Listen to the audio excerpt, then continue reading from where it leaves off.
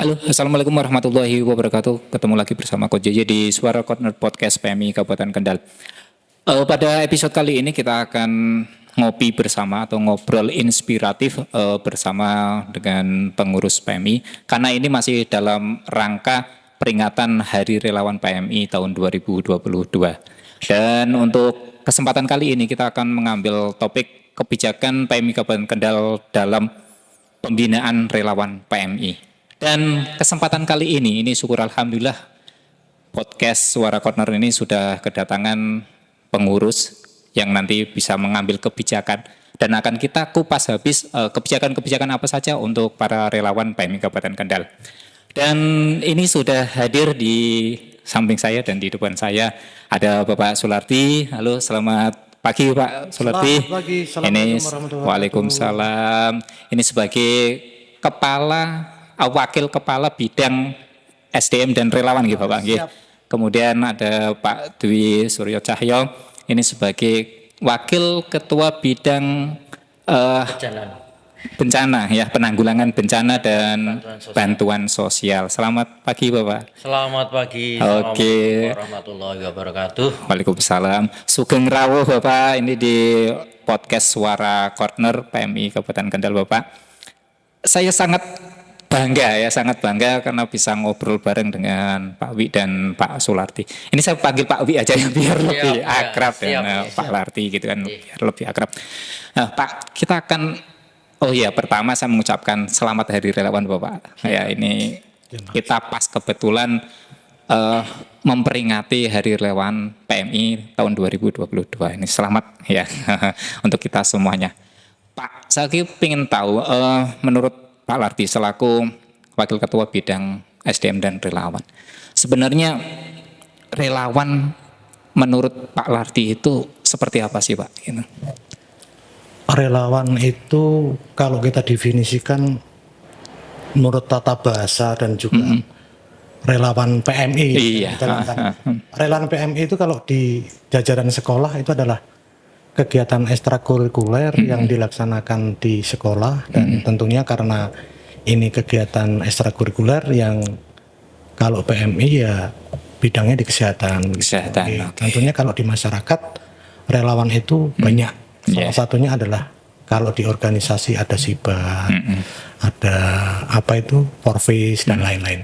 Karena relawan itu adalah sifatnya sukarela, tentunya tidak semua orang mau menjadi relawan dan menjadi relawan itu adalah panggilan hati juga. Karena kalau hatinya tidak terpanggil, biarpun ada kejadian yang memerlukan bantuan dan pertolongan, mereka pasti tidak mau.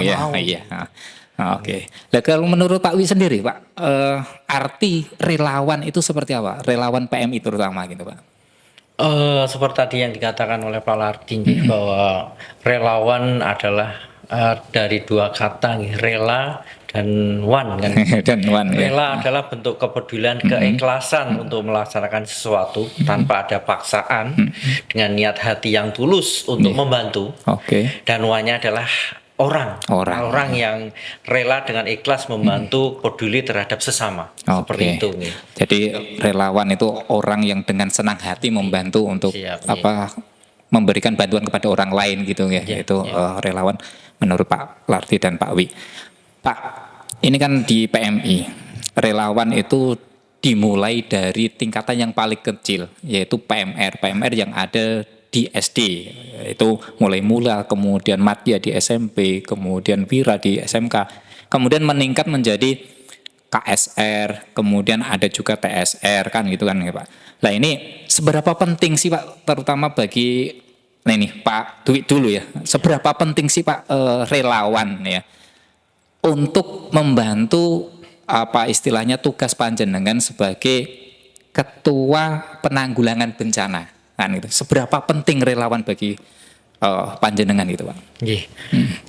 Segala sesuatu dimulai dari awal dari anak-anak yang di usia sekolah dasar. Tentunya hal itu sangat membekas sekali. Membekas, membentuk, mendidik sehingga semakin dewasa dengan adanya kecintaan, kepedulian yang selalu kita laksanakan berulang-ulang untuk peduli sesama. Akhirnya membekas sampai ke jenjang sampai tingkat menjadi relawan. Relawan.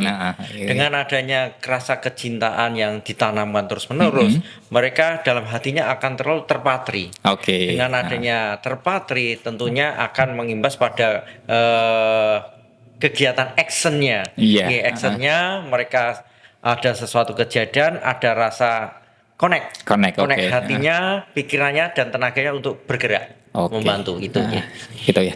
Kalau menurut Pak Lardi sendiri, seberapa penting adanya relawan? Hampir sama dengan yang disampaikan oleh Pak Wijaya. Jadi kalau menurut kami relawan itu sangat penting. Sangat penting. Sangat penting. Salah satunya adalah tidak semua bencana itu bisa ditangani oleh pemerintah secara cermat. Tentunya karena relawan itu adalah mereka mau ke lapangan ke ya. titik bencana yang paling okay. tidak memungkinkan dijangkau oleh para pejabat atau dan sebagainya. Makanya itu diperlukan. Salah satunya adalah mengapa relawan itu selalu dibutuhkan, mengapa relawan selalu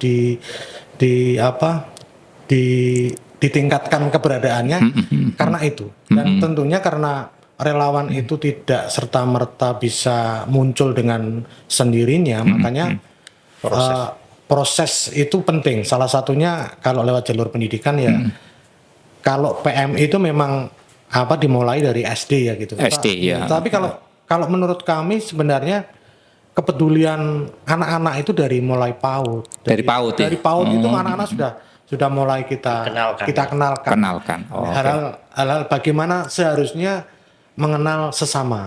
Salah satunya kalau ada yang senang berarti ikut senang, ada yang susah ikut susah, kan gitu. Dan tentunya ini prosesnya tidak mudah, apalagi di era digital yang serba individual.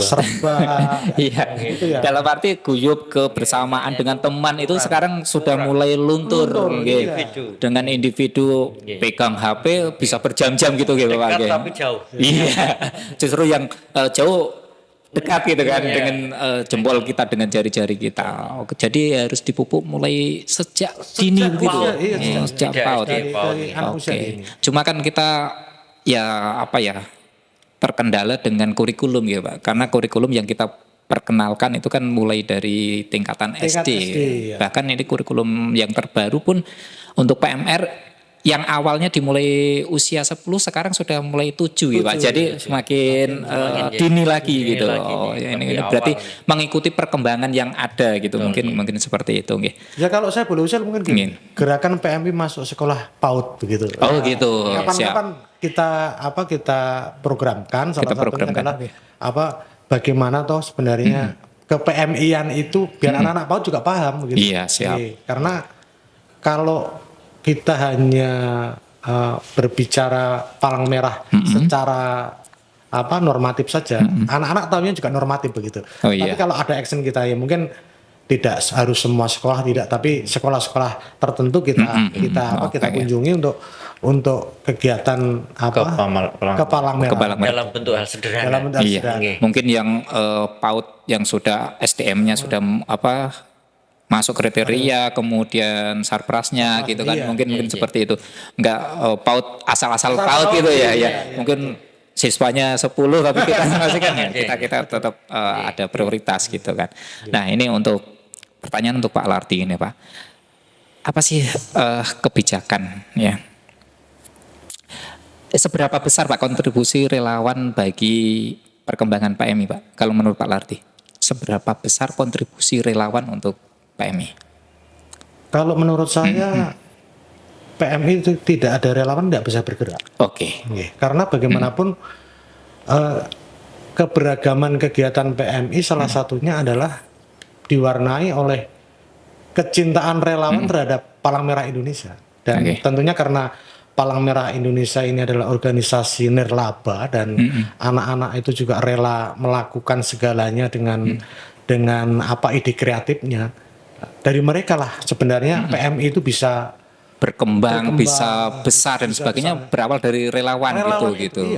Gitu. Berarti sangat-sangat besar kontribusi relawan menurut panjenengan. Ada dana dan tidak dari pemerintah, relawan tetap jalan. Tetap jalan. Gitu. Berarti ibaratnya PMI tanpa relawan itu bukan siapa-siapa. Bukan siapa-siapa. Bukan siapa-siapa. Sebuah organisasi tok. Nggih. Hanya sebuah organisasi Dan gitu. dengan Simbol lambang simbol saja. Simbol aja. lambang. Iya. Wah, ini. Berarti kan lah ini mumpung panjenengan ini ada di sini, Pak. Nah, ini saya ingin tahu. Kebijakan-kebijakan apa yang panjenengan ambil untuk bisa mengembangkan SDM, terutama ya SDM relawan PMI Kabupaten Kendal khususnya, Pak. Kemudian PMI ya pada umumnya. Pak Wi, seperti apa, Pak? Nggih. Dalam hal ini PMI bentuk kegiatannya kan memang sudah diprogramkan. Iya. Tinggal kita actionnya dalam hal untuk peningkatan kapasitas terutama pada SDM-nya itu sangat penting sekali karena dengan kemajuan zaman yang semakin maju, tentunya dalam hal gerak cepat actionnya untuk penanganannya kan betul-betul profesional. Betul. Iya, Iya. jangan sampai ada hal yang nanti justru kita menolong malah justru semakin Memperparah. Iya, Nah ini oke. kan perlu Oke. peningkatan SDM Nah, dengan adanya pelatihan yang pelatih ahli dengan fintech juga mungkin juga studi banding yang Studi banding, yang oke. PM-nya lebih maju kan seperti itu. Gitu. Nggih. Lah kalau menurut Pak Parti kan itu kebijakan apa, Pak? Ini panjenengan yang naungi para relawan dan bidang SDM kan itu kan. Mungkin ada program khusus nanti di tahun 2023 karena ini 2022 kan tinggal tutup buku kan gitu kan ya. 23 mungkin punya terobosan apa yang bisa meningkatkan kapasitas dari SDM relawan PMI Kendal itu. Salah satu yang kita inisiasi adalah untuk kegiatan itu ada semacam kegiatan Apa itu? memberdayakan kembali karena kan sibat di masing-masing kecamatan ini mati suri begitu. Iya. Oke. Dan juga kegiatan ke-PMI-an juga di kecamatan juga sampai hari ini perlu terobosan-terobosan baru. Oh, Salah oke, satunya itu dan tentunya karena tipe PMI kita juga masih tipe C ya kan nggak salah ya. Nggih, masih. Oh, masih C. Masih C, ini kita usahakan menjadi tipe Untuk naik. naik B di akreditasi yang akan datang. Harapan kami ya tadi ada terobosan-terobosan baru untuk kegiatan terutama membina relawan. Membina relawan. Sampai ke tingkat Nggih, tentunya karena kegiatan relawan dan diklat ini menjadi satu kesatuan yang tidak bisa terpisahkan. Kita menyadari bahwa untuk pembiayaan diklat itu perlu biaya yang sangat banyak. Dan tentunya kita perlu skala prioritas dan pemetaan yang ada. Karena dengan prioritas dan pemetaan itu kita akan bisa bergerak sesuai dengan kapasitas dan prioritas yang menjadi prioritas kita. Oke. Apa yang kita butuhkan, lah itu yang kita nanti Laksanakan gitu ya. Oke, nanti bisa kita diskusikan di luar program-program apa yang diperlukan untuk relawan untuk meningkatkan kapasitasnya juga yang dibutuhkan oleh PMI kan gitu kan. Contohnya tadi Pak Dwi kan menyampaikan ketika relawan diterjunkan atau ditugaskan ke lapangan atau di tempat yang kena bencana itu jangan menjadikan beban gitu kan. Tugasnya kan untuk mengurangi beban kan gitu kan. Jangan malah menambah beban gitu kan. Ini kan maka kan ini juga dibutuhkan satu kapasitas ya, peningkatan kapasitas profesional kan. Jangan sampai salah yang dibutuhkan pertolongan yang tugaskan malah nggak bisa melakukan pertolongan pertama kan gitu. Nah, ini Pak, dalam konteks penugasan Pak, kebijakan dari Pak Wi selaku Kepala Bidang Penanggulangan Bencana Pak. Ada nggak sih kebijakan khusus atau kebijakan tertentu yang dikhususkan untuk relawan yang ditugaskan ke ya mungkin tempat bencana atau apa gitu? Ada nggak sih Pak? Dalam setiap kejadian bencana tentunya kan ada ciri-ciri atau kriteria, misalnya bencana tanah longsor, bencana banjir, bencana gempa bumi, tentunya kan tidak sama kejadiannya dan penanganannya juga tidak sama. Makanya di awal diperlukan dengan adanya tim yang secara cepat untuk ke lapangan dengan membuat assessment. Dari situ kita dapat data. Data bagaimana kondisinya masyarakatnya, anak-anak, orang dewasa, manula, dan apa yang dibutuhkan sana, kita melalui data assessment. Kita selalu bergerak berdasarkan data. Setelah kita dapat data, kita menyusul apa yang dibutuhkan di sana. Misalnya perlu dapur umum, kita siapkan dapur umum dan orang yang ahli. Perlu penanganan untuk sanitasinya atau untuk MCK-nya, kita ada siap untuk ke sana. Jadi seperti yang dia dikatakan, kita datang ke sana selaku leader, bukan sebagai beban. Kita memimpin untuk mengatur, memanage apa yang dibutuhkan di sana. Seperti itu. Nah Pak, dalam menerjunkan para relawan ini Pak, ke tempat atau lokasi musibah, itu kan kita tidak bisa memprediksi suatu keadaan di sana. Misalnya di bencana gempa misalnya. Kan kita tidak bisa memprediksi akan ada gempa susulan apa tidak. Nah, untuk melindungi para relawan kita, itu kebijakan apa yang diambil oleh pengurus itu Pak? Apakah mungkin semua relawan diberikan asuransi atau gimana itu Pak? Ada nggak ya? Karena untuk penanganan bencana itu resikonya sangat tinggi. Tentunya nyawa bisa menjadi taruhannya. Jangan sampai menolong, justru kita menjadi korban sendiri. Makanya dari pihak PMI ada jaminan tetap kita berikan asuransi. Seperti itu untuk melindungi. Jadi dari relawan untuk melaksanakan tugas siap, tidak ada rasa ragu-ragu dan secara penuh total untuk melaksanakan kegiatan membantu. Seperti itu. Berarti ada asuransi untuk para relawan gitu kan. Karena ketika di lapangan kita nggak tahu semuanya betul yang tak terduga. Ini untuk Pak Lardi selaku bagian SDM Pak. Tidak tidak akan terpisah antara yang dibutuhkan oleh Pak Wi. Karena peningkatan kapasitas Pak Wi membutuhkan relawan yang memiliki skill kan gitu kan.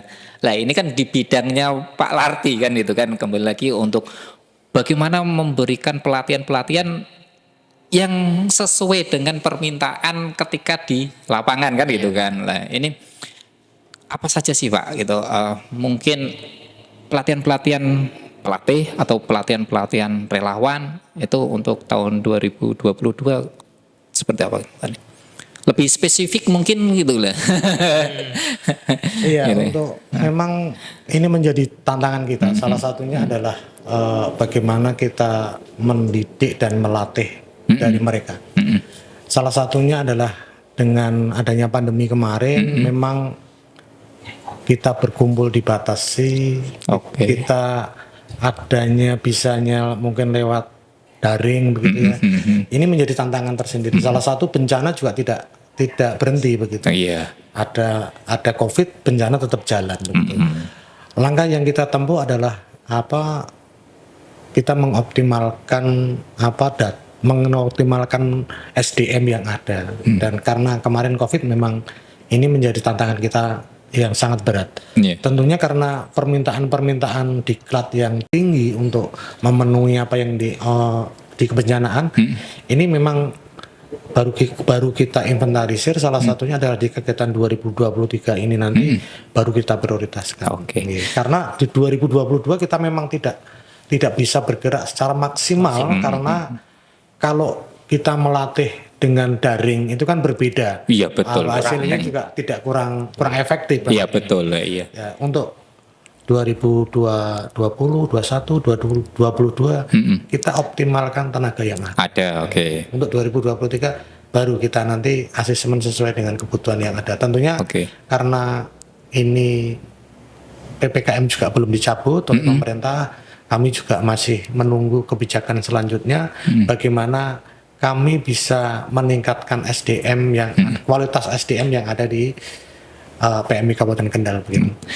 Ini kan kemarin kita juga baru mengadakan pelatihan WOS Pak. Ini sangat-sangat penting nanti ketika terjadi bencana karena itu kebutuhan air bersih itu kan. Nah ini kemarin tuh diikuti 100 relawan Pak. Ini sebagai informasi saja ini sangat luar biasa di sela-sela jadwal yang padat dan sebagainya kita sedikit mencuri star gitu kan untuk mengadakan pelatihan. Pak, ini saya masih ke Pak Larti, ini Ya, siap. kebijakan SDM ini ya, kebijakan SDM. Pak, ini dalam membina relawan, kembali lagi ya, ini mulai dari tingkatan paling bawah Pak, dari PMR Pak. Tapi kita ada sedikit terkendala Pak, yaitu bagaimana sih PMR di sekolah ini bisa bersaing dengan ekstra yang lain kan gitu kan. Karena tanpa adanya pembinaan relawan dari paling kecil, itu kita akan susah untuk mendapatkan relawan yang masuk di KSR maupun TSR kan gitu kan. Ini gimana Pak tips atau mungkin kebijakan yang akan diambil oleh Pak Larti supaya ekstra PMR yang ada di sekolah ini bisa bersaing dengan ekstra lain? Apakah mungkin gitu kan PMR ini dijadikan ekstra pilihan wajib kan itu kan, pilihan wajib, atau ya ngikuti alur yang ada di sekolah saja, mungkin seperti apa Pak? Iya, ini memang menjadi tantangan kami di pendidikan. Salah satunya adalah karena PMR itu tidak menjadi ekstrakurikuler wajib. Nanti KSR itu akan kita jadikan gerakan. Salah satunya adalah dengan gerakan itu adalah semua sekolah wajib mengikuti untuk kegiatan itu. Dan tentunya karena kegiatan ini baru kita canangkan 2023 besok, jadinya di ajaran baru besok, maka kami baru menyusun desainnya, idealnya seperti apa. Lagi godok gitu ya, aturan-aturannya seperti apa gitu. Karena harapan kami adalah teman-teman PMR itu nanti menjadi satgas di sekolah. Karena seperti kita ketahui untuk COVID kemarin, satgas di sekolah itu kepada Bapak Ibu guru. Dan justru anak-anak kita tidak kita libatkan. Makanya jangan salah kalau gerakan cuci tangan bersama yang berangkat dan pulang itu mungkin tidak terpenuhi apa yang disampaikan oleh pemerintah. Makanya kalau satgasnya itu dari anak-anak dan kita mulai dari KSR yang paling bawah, PMR Bapak, PMR yang paling bawah itu sampai dengan KSR itu ya, itu nanti ya semoga bisa jalan akan gitu. Kelihatan gitu. Karena ya mulai reformasi tahun 2000-an, kalau zaman saya sekolah itu PMR dan pramuka itu imbang. Imbang. Jadi kalau sekarang justru pramukanya banyak, PMR-nya hanya sedikit.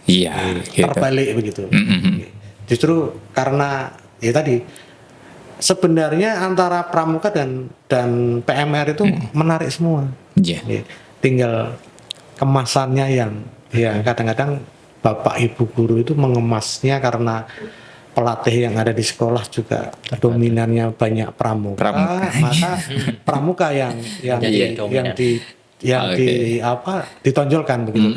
Tetapi kalau kita punya SDM yang ada di sekolah juga banyak, insya Allah juga kita akan bisa kita bisa mengimbangi pramuka yang menjadi gerakan di sekolah. Jadi nanti kita programkan gerakan PMI di sekolah. Oke, siap. Kami tunggu di tahun 2023 ini, semoga bisa terkabul ya. Jadi semua sekolah itu ada PMR-nya, terutama kan seperti itu. Karena Nyuwun Sewu di Kendal itu masih ada beberapa sekolah yang belum mengenal PMR itu Pak. Bahkan tidak ada Pak, itu tidak ada PMR, itu masih ada lah. Ini nanti mohon kebijakan dari Pak Larti selaku pengampu kebijakan, bagaimana setiap sekolah itu ada PMR-nya kan. Jadi kita bisa menyebarkan virus-virus tentang kemanusiaan sejak dini kan gitu. Pak, ini yang terakhir untuk Pak Wi dan Pak Larti. Harapan Pak Wi selaku pengurus, harapan Pak Larti selaku pengurus bagian SDM, relawan PMI Kabupaten Kendal ini ke depan seperti apa sih Pak? Harapannya kan tentunya dari kita selaku pengurus tuh relawan semakin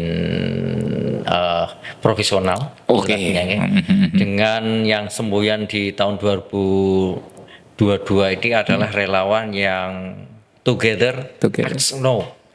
Bersama dan action, langsung aksi segera kan seperti itu nggih. Harapannya seperti itu nggih.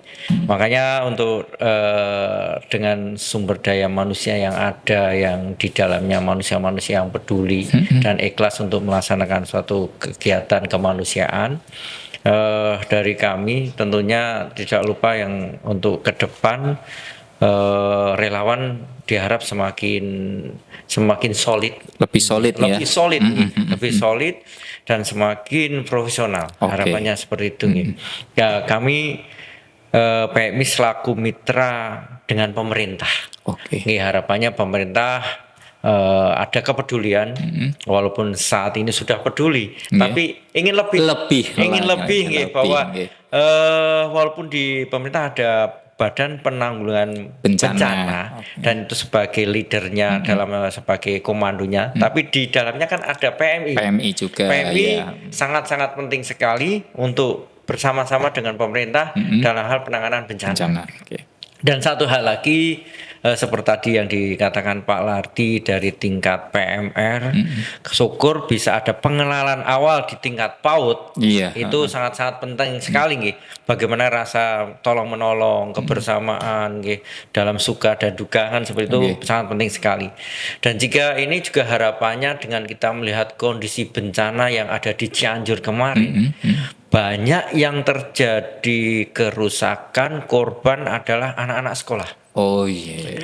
Nah, tentunya harapan itu perlunya adanya sekolah yang siaga bencana. Siaga bencana atau tangga bencana itu perlu didesain dalam hal ini mulai dari tingkat SD, SMP sampai jenjang yang lebih atas. Karena apa? Seseorang kalau ada di dalam sekolah hanya PMR itu kan yang tahu sebagian, atau mungkin gurunya. Tapi kalau semua dilibatkan, bagaimana jika terjadi suatu bencana dan mereka tahu apa yang harus dilakukan. Seperti kalau kita melihat di negara Jepang, ada gempa, anak-anak sudah tertata di posisi yang masing-masing, di titik kumpul untuk bisa menyelamatkan diri tanpa banyak menimbulkan korban. Nah itu terutama di Kabupaten Kendal, pengen dari pemerintah ada kegiatan anggaran yang untuk dituangkan dalam, di samping ada sekolah adiwiyata yang berbasis lingkungan, sekolah penggerak. Sangat penting ini adalah sekolah, karena Kendal juga telah satu daerah juga rawan bencana. Itu perlu ada sekolah aman bencana. Program sekolah aman bencana seperti itu. Siap Bapak. Kalau menurut Pak Lardi ini harapannya ya untuk relawan itu seperti apa? Harapan kami untuk relawan tetap kompak. Solid. Karena dengan kekompakan itu semua tantangan akan teratasi. Terus yang kedua, saling toleransi begitu. Karena kalau sudah kompak, tidak ada toleransi, katakanlah mereka bekerja, ini yang kena bencana agamanya A, agamanya B. Itu akan makanya kami harapkan ada toleransi. Terus yang ketiga, tetap jaga kondisi, karena bagaimanapun bencana tahun-tahun depan masih menunggu kita. Makanya tetap jaga kondisi. Harapan kami adalah teman-teman relawan selalu sehat gitu, dan amanah dalam menjalankan tugas. Dan tentunya karena relawan ini adalah bagian yang tidak terpisahkan dengan kita, dengan PMI, selalu membersamai kita. Dan kami berharap juga dari segi pemerintah yang dalam hal ini adalah baik melalui BPBD ataupun apa, libatkan kami dalam segala hal dan kami akan melayani dengan sepenuh hati. Siap, itu. Closing statement Bapak untuk Hari Relawan ya, untuk Hari Relawan PMI. Monggo Pak Wi dulu. Dalam memperingati Hari Relawan yang tahun 2022 yang dari semangat dari secara internasional adalah solidarity through volunteer.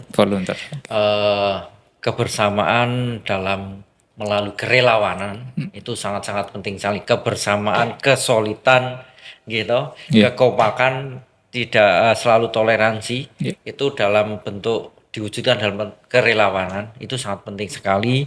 Yang dengan semboyannya yang together as no. Misalnya bersama dan gerak cepat. Kita yang selalu terdepan kan seperti selalu terdepan dalam hal penanganan bencana seperti itu. Monggo Pak Lardi. Relawan terus bergerak, jangan berhenti. Oke, terima kasih. Ya, terima kasih Pak Lardi, terima kasih Pak Dwi. Sobat Suara Corner, itulah harapan-harapan dari bapak-bapak kita. Ya, sebagai relawan kita harus selalu tingkatkan kapasitas kita, tingkatkan pengetahuan kita, tingkatkan keterampilan kita, sehingga ketika dibutuhkan kita selalu siap. Gitu. Kemudian yuk jaga kesolidan antara kita, antar relawan, jadi kompak dan selalu bergerak maju. Demikian Sobat Corner, terima kasih untuk kesempatan episode kali ini. Terima kasih sekali lagi Pak Lardi, terima kasih Pak Jaya. Sampai ketemu di episode selanjutnya. Bye bye. Assalamualaikum. Waalaikumsalam Warahmatullahi wabarakatuh.